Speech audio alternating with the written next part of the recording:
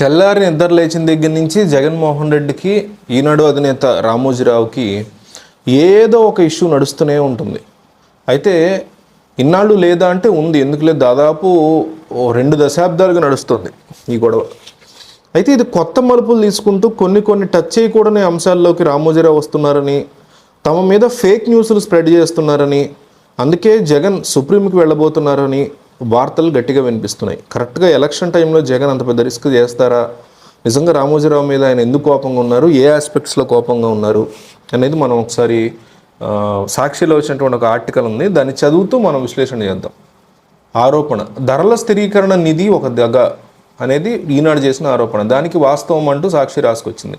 మార్కెట్లో మద్దతు ధర దక్కని పంట ఉత్పత్తులు కొనుగోలు చేసేందుకు 3,000 కోట్లతో ప్రభుత్వం ధరల స్థిరీకరణ నిధి ఏర్పాటు చేసింది. వాస్తవానికి 57 నెలల్లో 1-2 సీజన్లలో 2-3 పంట ఉత్పత్తులకు మిగిలిన పంటల మార్కెట్ ధరలు మద్దతు ధరకే మంచి పలికాయి. ఏడాది కూడా మద్దతు ధరలు ప్రకటించిన పంట ఉత్పత్తులతో పాటు పలు రకాల వ్యవసాయ, ఉద్యాన పంటల ధరలు ఎంఎస్పీకి మించి పలుకుతున్న మాట వాస్తవం. అలాంటప్పుడు మార్కెట్లో జోక్యం చేసుకోవాల్సిన అవసరం ప్రభుత్వానికి ఏముంటుందో ఈనాడికి తెలియాలి. ఇంకో ఆరోపణ, సీఎం యాప్ సిగ్గు.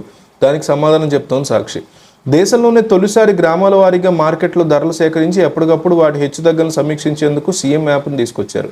ఈ యాప్ ద్వారా 57 నెలల్లో ధరల పతమైన ప్రతిసారి ప్రభుత్వమే మార్కెట్లో జోక్యం చేసుకుని వ్యాపారులతో పోటీ పడి రైతులకు కనీస మద్దతు దక్కేలా కృషి చేస్తోంది.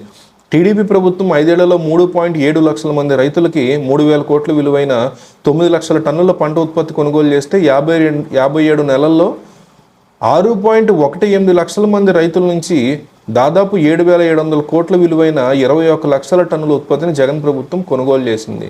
సో మేము ఇంత చక్కగా చేస్తున్నా కూడా రామోజీరావు ఎందుకు మా మీద ఫేక్ న్యూస్ స్ప్రెడ్ చేస్తారు అని ఎన్నికల టైంలో పైగా రైతులను ప్రభావితం చేసేటువంటి మాటలు మాట్లాడుతున్నారనే కోపంతో జగన్మోహన్ రెడ్డి ఈ అంశాన్ని సుప్రీంకోర్టు వరకు తీసుకువెళ్ళబోతున్నారని మనకు తెలుస్తుంది. సో మీరే సుప్రీంకోర్టు అనుకుంటున్నాం, ప్రజల కంటే పెద్ద కోర్టే ఉంటుంది. ఈ అంశంలో మీ సపోర్ట్ ఎవరికి ఉంటుంది? రామోజీరావు అయితే రామోజీరావు అని కామెంట్ చేయండి, లేకపోతే ఈనాడు అని కామెంట్ చేయండి, జగన్ అయితే జగన్ అని కామెంట్ చేయండి. ఎందుకంటే అసలు ప్రజలు ఈ రకమైనటువంటి యుద్ధంలో, ఈ రకమైనటువంటి ఇబ్బందికర పరిస్థితుల్లో ఎవరి వైపు ఉన్నారు అనేది జనాలకు కూడా తెలియాలి. ప్రజలు ఎట్లా ఉన్నారని మిగతా ప్రజలు తెలుసుకోవాలి. ప్రపంచంలో ఉన్న తెలుగు వాళ్ళందరూ చూస్తారు యూట్యూబ్ కామెంట్స్.